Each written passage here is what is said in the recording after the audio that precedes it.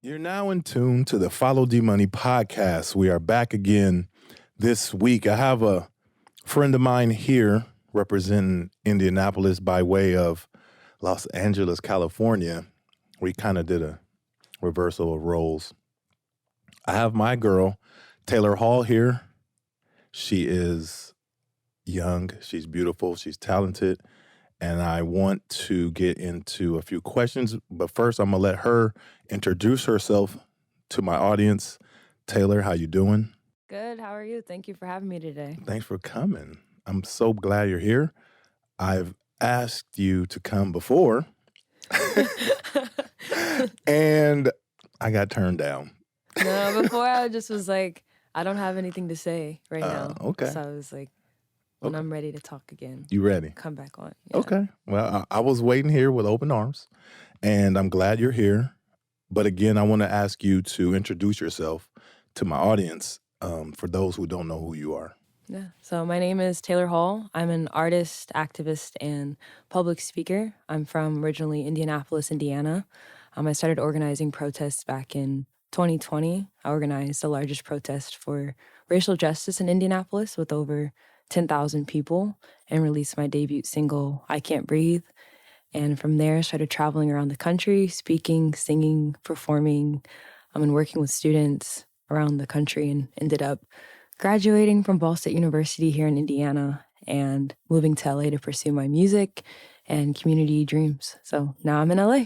All right. There was a lot in that. There was a lot, There's but a lot- I try to there's make a it. lot I in try to make it short. But it was an introduction. And I want to start with your activism. As a young lady, how do you become passionate about community work?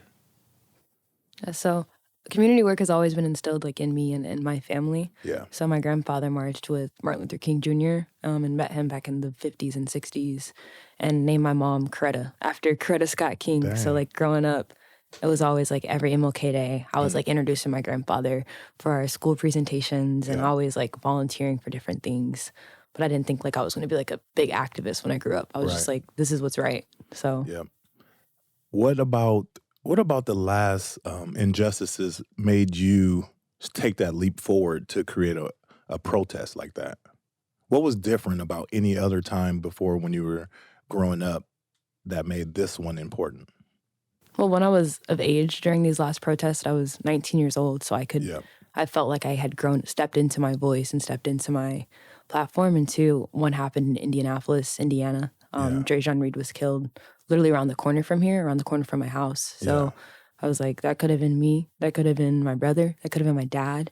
And the same officer that killed him, had previously harassed and beat one of my brothers. So when that happened, I was so angry. And I was in school taking a class about social movements and organizing. So I was like, this matters. This is something I need to do and commit my time to. So Nice.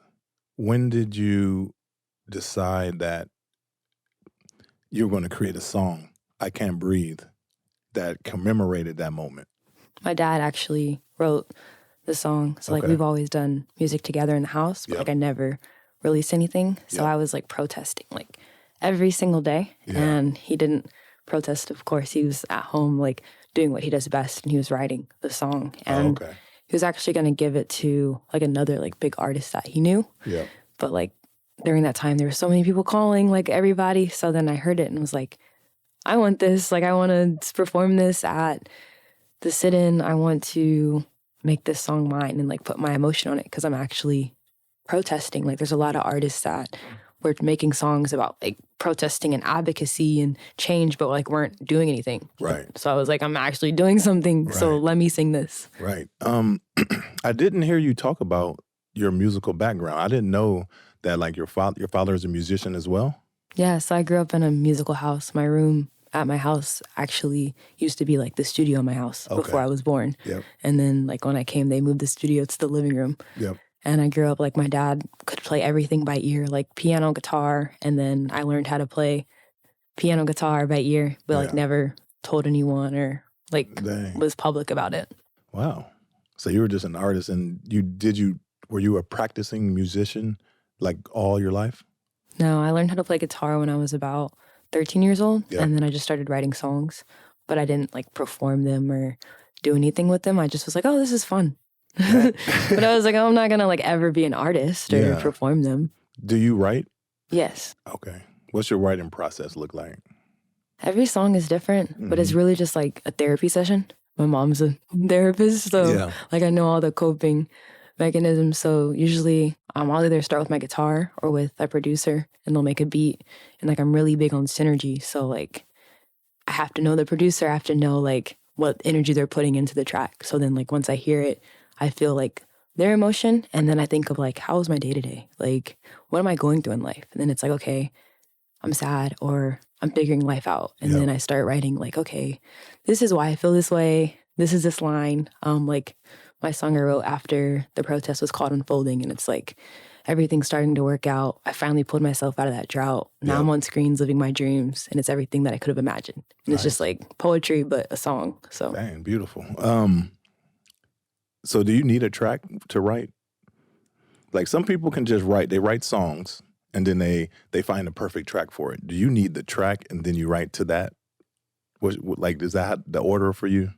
I usually do the track or the guitar just because I can pick up my guitar and just like start playing and writing. But like I've written, like I journal and write poetry. So I don't necessarily need I journal too, but I don't think they're songs. They can be songs though. They can be songs. You add some guitar behind it, you can turn like a journal entry into a song or spoken word. Okay. Well, they're sad. They'd probably be country songs. So. Hey, my first song sounded country. All right. So now you live in Los Angeles, right? Yeah. Why did you choose to go to LA when you had so much going on here? I just like was drawn to LA. Like my spirit was telling me to go there. And I feel like I needed a break from Indianapolis. Like I did a lot in Indianapolis and Indiana, like from high school through college. Like I did sports, I did speaking, I did advocacy, I did music. I worked with so many organizations. So it's like, I just didn't want to be a big fish in a little pond. I wanted to go to the big pond and see what I could make happen. Yeah. Okay. And in LA, are you finding those avenues to be fruitful for you? Yes, extremely, extremely. I've met probably everyone you can think of in LA, in the music scene, in the acting scene. Like there is literally no limits in LA, which is crazy. Very true. Very true. But so I have different artists from Indianapolis here, and I hear that one of the biggest problems is Indy is not really on the map when it comes to the music scene. There's not a big artist out there like a national name out of Indy. So when you go to LA and you try to create that and you're representing Indianapolis, what kind of like, you have a lot on your shoulder, right? Because you're trying to represent Indy and bring it back. Yeah. How do you feel that, how does that pressure feel to you? I love it. It's like you're like an underdog and like a unicorn, because it's like half the people are like, where is Indiana? What is Indiana? Right. Is there Black people there? Right. So it's like now I'd say like, oh yeah, I'm from Indianapolis, and everyone in LA knows I'm from Indiana. Like they're like, oh, that's the girl from Indiana. You're from Indiana, right? So it's like now they go to their friends or they go to different people and they're like, someone says Indiana and they're like, oh, I know someone from Indiana. Right. Like a lot of my friends will be like, I've never met so many people from Indiana until I met you. Because like then they'll meet other people in LA from Indiana and it'll click like, oh, there's other people that are doing things in LA from Indiana. Right. But like usually people say Indiana and it's just like brushed under the rug. But now it's like household name. Or I'll tell every famous person from Indiana to people like Michael Jackson from Indiana, Omar Apollo's from Indiana, Maida's from Indiana. Omar Apollo. There you go. Omar Apollo. Yeah, so I'm like, you know these people. Like, you just don't know they're from there. Right. So. Without excluding family, who would you say was some of your biggest influences in the activism world or in music? In the activism world, Angela Davis, Stevie Wonder, because he was an activist and a humanitarian, is still. Yep. Chica. Yeah. Lauryn Hill. Lauryn Hill is my biggest. That's your biggest. My That's your number one. My biggest influence probably ever, because she was singing with the guitar, and not that many Black women are singing with the guitar. She wasn't just singing. She was singing. She was blowing. She was blowing, and then she was Right. also talking about stuff. Right. Like she wasn't just like making love songs. Like she was like going out and speaking and talking about rebel and talking about rising up. Yep. So like she's one of those ones for me. Yeah. And now you just released an album not too long ago. Yes. On that album, what was the creative process? Like, what made you choose those songs? And like, almost every song is like a one word, like, yeah, homies and all these. Like, why did you go with that process? Like, why did you do that? Like the order, or Yeah, like the order, and like to me, it's a very simple. Like when you look at the list of songs, it looks very simple. Was that on purpose?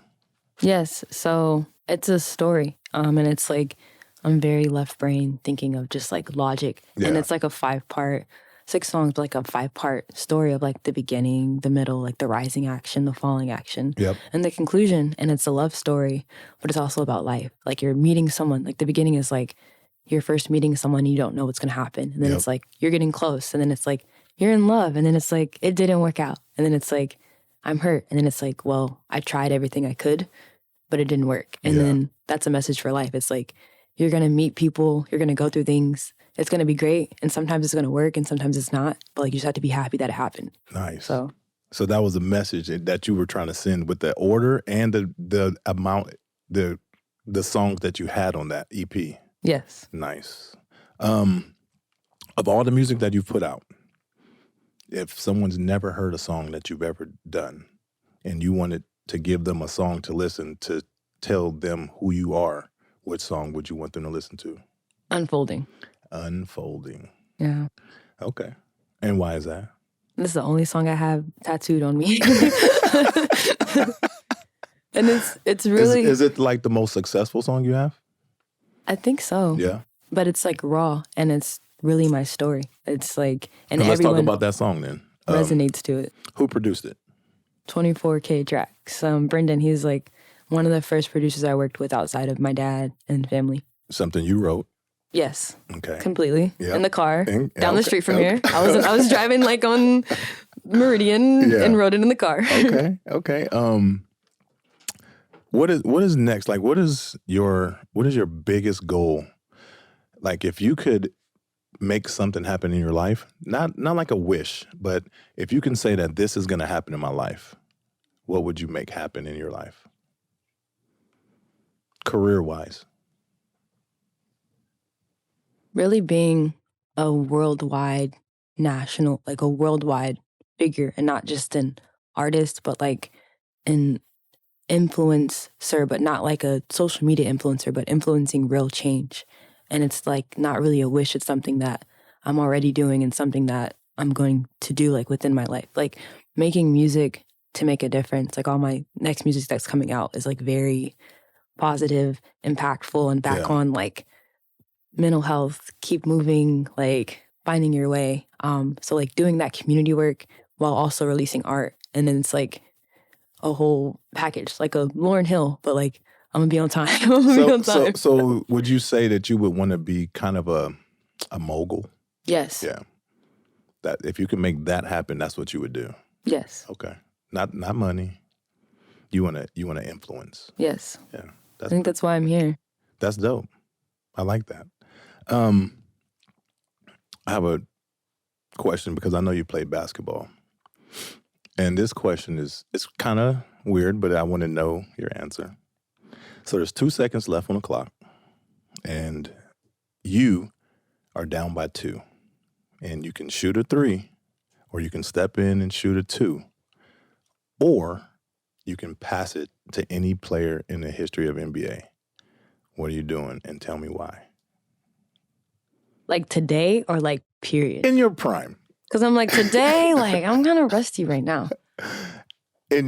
At your best level of you playing basketball, but you still have the option. You can shoot the 3, you can step in and shoot a 2, a mid-range jumper, or you can pass it to anybody on the outside. Am I open on the 3 or is it a contested shot? Both shots, you're open. I'm shooting the three. You're gonna shoot the I'm three? shooting the three. My family, I would not hear the end of it if I passed the ball and I was open on a three to win the game. You got Steph, you got Kobe, you got Bird. You trying to win, right? That's true. Hey, but if you think you're gonna hit it, I mean, you gonna shoot it, or you gonna step in, or you gonna pass it? I'm gonna shoot it. Okay, I like that. I'm gonna shoot it. Mamba mentality. Who in the city of Indianapolis are you listening to? Like who I wouldn't say competition, but who is somebody that is making you like, yeah, they can go in the city of Indianapolis as an artist? Most of them are in LA now. So like, well, we talking about, okay, if they're from Indy, that's cool. Yeah, they're from Indy. Okay, so like cool. Everybody, like before, like Omar Apollo, Yep. like I really like his rollouts, and I know a lot of people on his team, and just love like what he's doing with Caliuches and the whole Tyler the Creator crew. It's like people don't know he's from here, but it's like doing some really big things like NPR. I wish he claimed Indiana more. I mean, he does like some, but it's just like he really is doing it for Indiana. So is Maida. She's with Rock Nation. Okay. I think that Indiana could be like a black mark on somebody. If you say you're from Indiana, then people assume things. So sometimes it's kind of better to be quiet about it. No. I do. That's going to continue that thing that gets going to continue the narrative. Not good. It's not good. But the fact that Indiana has this really strict political view and very narrow-minded social kind of connotation to the rest of the country. Like when I'm from LA, and anytime anybody has the opportunity, they ask me, why am I still here? So that's what I mean. Like, I mean, I am trying to change that narrative. You are doing that in LA. So I'm just saying, like, some of these artists, when they represent Indiana, it's kind of tough for them. That's just how I feel. Yeah, but it's like if we don't change it, like who will? Then it's always going to be like, Indiana. Like a lot of people don't even know anything about. Like people are like, where is that on the map? So it's like true. But also thinking about music in Indianapolis and everything that goes on here. I live here. I go out here, and when I'm in LA, you've been out in LA. Don't you hear a lot of West Coast music when you go to LA? You hear all LA music. Like they don't. It's like that's what they play. When you go to the South, they play all trap music. They play all that stuff. When you go to New York, they play all East Coast music. That's what they do. But in Indianapolis, you hear everybody else music. You know, so I want to know, not from you, but this is just a general question to people listening. Why doesn't Indiana support their own artists themselves? And it's not on the artists. It's on the people who live here. It's on the DJs. It's on the clubs. It's on the radios. There's a lot of good music out there.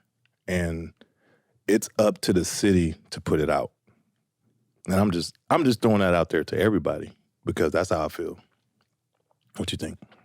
That's like one of our biggest problems in Indiana is that we don't support each other. Mm-hmm. Like I've had a lot of people, like I've done nothing but good here. Respectfully, like I've been dedicated like 2 years of my life to this city, to this community, like my whole life, but like to this community, to like every aspect you can think of. And it's like, there's still people that won't support me or book me when I come home. And it's just like, why? Or like they'll have like a negative connotation. Like you think you're this or that, or you're just doing advocacy to be performative. And it's like, why would I protest for 2 years to be performative? Right. And like work for the government. Yeah. But so it's just like, we have like this competition with each other, like crabs in a barrel. And it's like, why? Yeah. We're never gonna get out if we just keep trying to pull each other down. That's why people leave. That's why we can't keep artists here. Because it's like, if I'm being disrespected in my hometown and I can go to LA and have the red carpet rolled out for me quite literally, why would I stay here? Right. So and then you still want to represent your city though, because that's where you're from. You know what I mean? But when you come here and you don't get that love, it's kind of. I mean, it's a catch-22. You damned if you do, damned if you don't. And I think, and I don't know how to fix that. I don't, other than talk about it more, bring it up in conversations like this, because we got to have people. I can go down the line about artists here whose music that I play in my car. And anything I play in my car, I want to hear in a club. So it's not that Indiana doesn't put out, or Indianapolis doesn't put out quality music, because they do. You include Mhm. it. It's the culture. It is the culture. Gotta support each other. Yeah. It starts with us. And me, being a creative in this city, I feel like I would like to hear the people that I represent, that I sit down with, have a platform in the city that they create in, or the city that created them. I think that's important. Major cities do it everywhere. Chicago, LA, down south, East Coast. They support themselves. They support where they're from. I mean, I don't know, you don't see me out a lot, but I don't ever wear Indiana stuff because I'm from LA. I love my city, you know what I mean? But I'm trying to make sure that Indianapolis is on the map where I'm from. You know, I want people in LA to understand who Taylor Hall is, who Tragic is, who Lil Billy is. Like, I want them to know. I want them to support them, but they can't do it if they're not doing it here.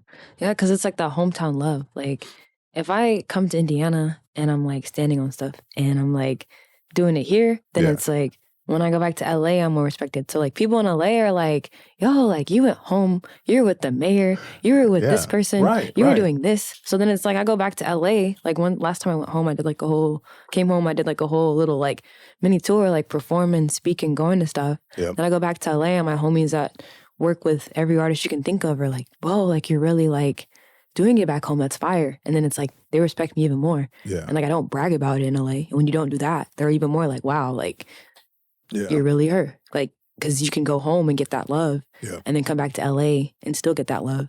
When you go home and it's like, who are you? You tap in with somebody's city and they're like, oh, I don't know them. Then it's like, oh, toss it aside. LA, like you said, it's a big pond.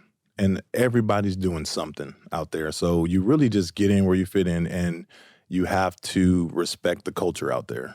If you don't respect the culture, it will get you. It'll get you. Yeah.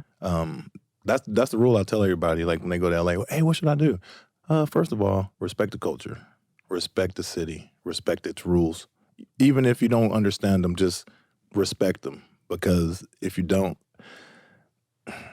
you might be no longer.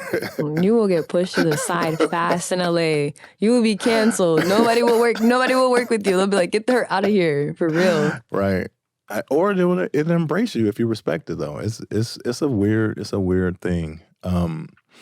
If someone was coming up and they're young and they see what you're doing and they want to follow in the path of you, what's the biggest or best advice you've been given that you would give them?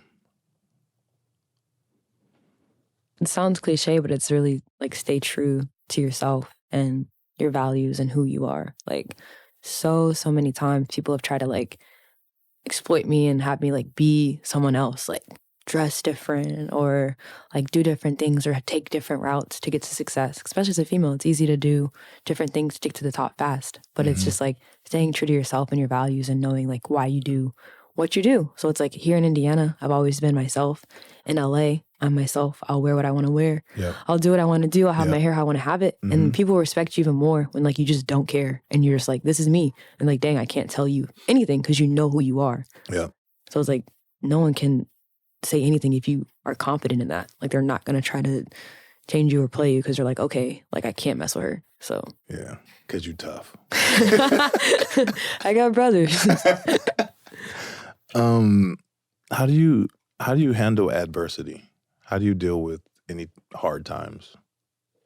Music is like the biggest, really my only probably outlet for adversity besides like talking to my family.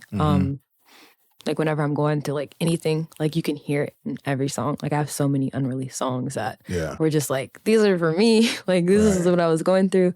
Just picking up the guitar, working with somebody and just writing about like really dark times or good times. And it's like, it's vulnerable and sometimes it's hard to release that. Like a lot of times I don't release it because it's like, nah, you guys I'm showing my hand. Like this is what I'm going through. Because it's super personal? Oh, okay. Whether it be like mental health things or like one of my songs is about like finding light in the darkness, and my next song is about like keep moving like in dark days. And it's like I don't want to release those all the time, but then the ones that I do release about those help people the most. And I get the craziest messages from people I don't even know that know me, or that are like last month someone messaged me about a song I dropped like 2 years ago called Streetlights, and was like, this song really helped me like through my abusive relationship and leaving, and it really helped me just continue life and like not give up. Right. And like talked about how it impacted her life, and I was like, wow, like I didn't even want to release that song because it was so personal. But like it's helped this complete stranger that I don't even know listens to me. Dang, that's impactful. You were talking about, so they were like in your DM. So how important is social media to you? How do you use that to get your message across, or how to reach your supporters? It's like probably my biggest tool when it comes. You super active. Yeah. It's fun. It's fun. Yeah. Because it's like people will get mad if you don't like respond to them. Like they'll take it so personally. Yeah. And it's like, oh, I'm actually like working. Like I'm actually in the studio right now. Right. Yeah. But that's how you connect to your fans, like in different places. Mm-hmm. And like it's personal. Like there's people that I met one time that still follow me 3-4 years later and like still message and repost it and like come to shows when I come back to Indiana, because like I'm still like engaging with them. Yep. It's kind of like, it's good and bad when it comes to being an artist, because it's like people have so much access to you, which can be like a good thing, but then it's a bad thing because people feel like entitled to your time and your quick response. I find that it's weird that when you engage with people on social media, they have this weird false sense of friendship. I know it's like people who will message me and I'm like, oh, thanks, I appreciate that. And, these people actually think they're my friend, and that's kind of scary because it's unfair. It's unfair, but I get it. It's just social media, man. It's scary. It creates monsters. People think that we're besties and like they know everything about me. And I'm like, you don't know me. You don't like I post a lot on social media, but I don't really post anything on social media. Correct. Like I post what I want people to see. Trust me, I understand that. Yeah, like a lot of I go in moments where I post a lot, but I'm really not posting anything of what's going on. Yeah. But people assume that everything that you post is everything going on. Yeah. And they're like, oh, I'm there with you. We're like, we're out. No, like we're doing it. People that like don't comment or that don't even like follow me sometimes. I'll come back to Indiana and be like at the grocery store or like at the gym, and people be like, yeah, I saw that you went to da-da-da-da-da and you were hanging out with this person. And I'm like, I didn't even know you were watching my stories, and like you're telling me about something I did 5 months ago. This is really strange. I do not know you, but thank you for supporting. Yeah. We've allowed people in our lives in a real way. Yeah, it's scary. A question that I ask every guest that comes on here is, how do you define success? And I would love to know how you would define success. I define success personally as impact.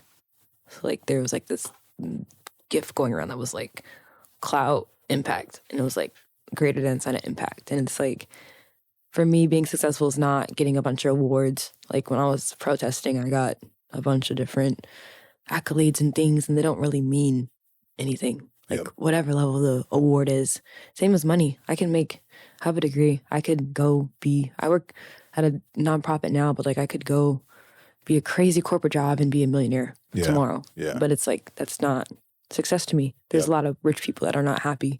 So for me, it's making an impact, because it's like, even when I'm gone, there's still going to be people here that can talk about my legacy and talk about how I impacted them, or talk about the music I left with them, and like those moments, like those little bitty moments of people reaching out, like this helped me, or this did this for me. Yep. Or like protesting, I had people say like, there was a lot of people talking, but like what you said really resonated and made me like get involved and like change my heart or change my life. And it's like, nothing can measure that. It's not quantifiable with streams or awards or accolades. Yeah. Like that's changing someone's heart. Yep. So that's success. So having an impact is success to you. Yes. When you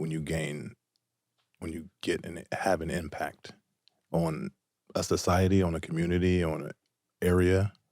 Just impact. An individual. Okay. Making a difference, making a change. Okay. And I like that. helping people. But it's like so hard because it's not really quantifiable because you don't really know when you are. So you just have to keep going. And people are like, Well, I think what you about do this? know because you just said that people would be in your DMs. You impacted those people.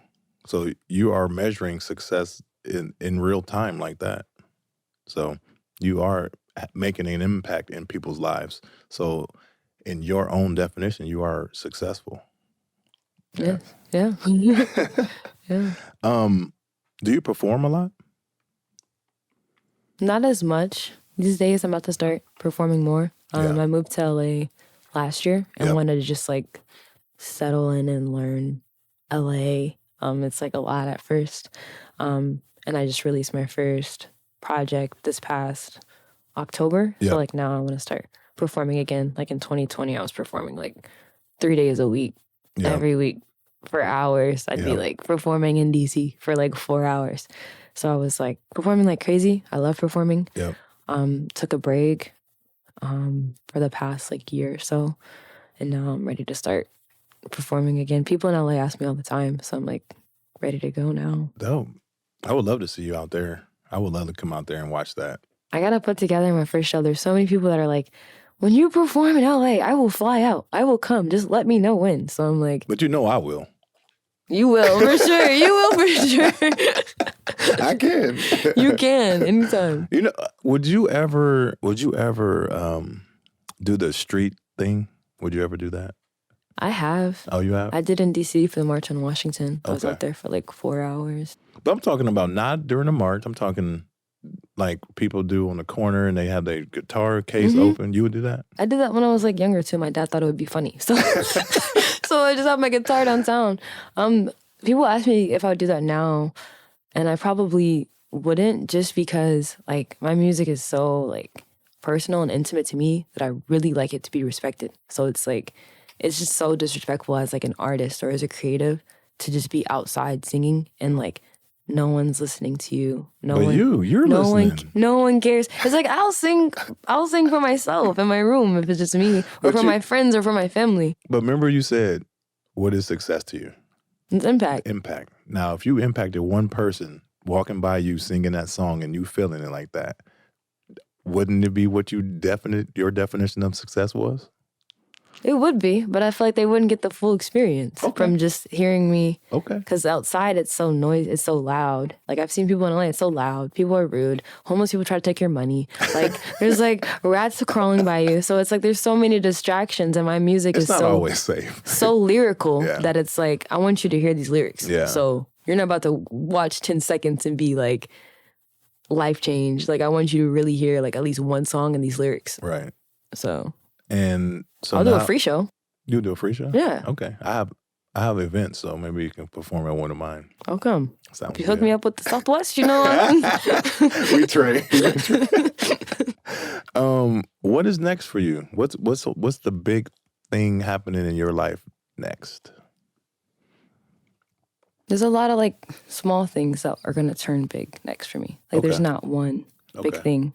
So like this upcoming year, a lot of performances. I'm starting a nonprofit right now in LA with my friends, and that's been going really well. Like Good. lots of partnerships with large companies. Like we just did an event and had like Bodega, Doc Martin, Cuts. Like we just got in contact with Nike reps. It's like working with large brands.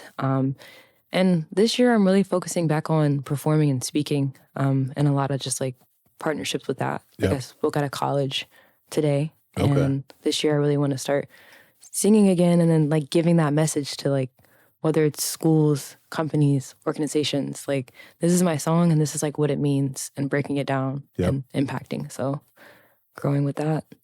Dang. Well, I'm so glad you came.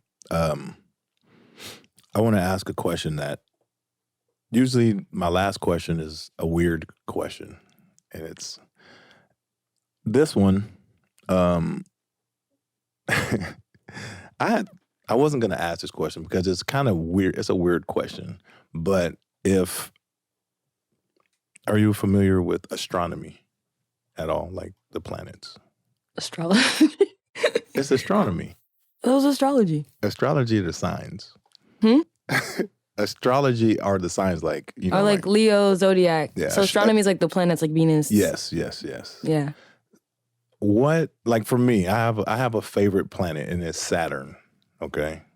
This is a nerd in me, but if you had to pick your favorite planet, and it could be Earth too, but what is your favorite planet in our solar system? Pluto. Why Pluto? I feel like there's a lot of speculation when it comes to Pluto. Some people say it's not real. Some people say Wait, is Pluto the one that they just made not a planet no more? I think so. It's the underdog. It's no longer a planet. Pluto, okay. It's still a planet though. And it's called Pluto. That's funny, because that's Mickey Mouse's dog. Really? Mm-hmm. Lil Uzi dropped some. I'm going to Pluto. So Pluto is your favorite planet. Nice. Good.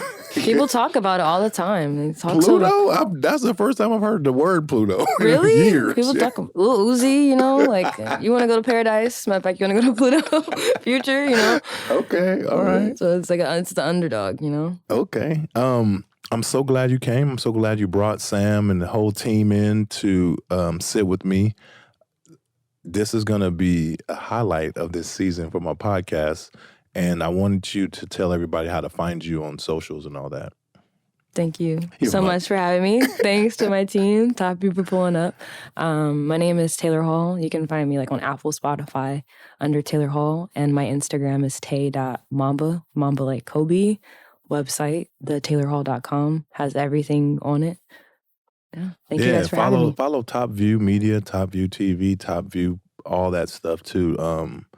That's a great team. They're a great group of guys and gals. And thank you for tuning in to the Follow D Money podcast. Please go to followdmoney.com. Check out everything you can. Comment, like, share, all that good stuff. We'll see you guys next time. Boom. Okay.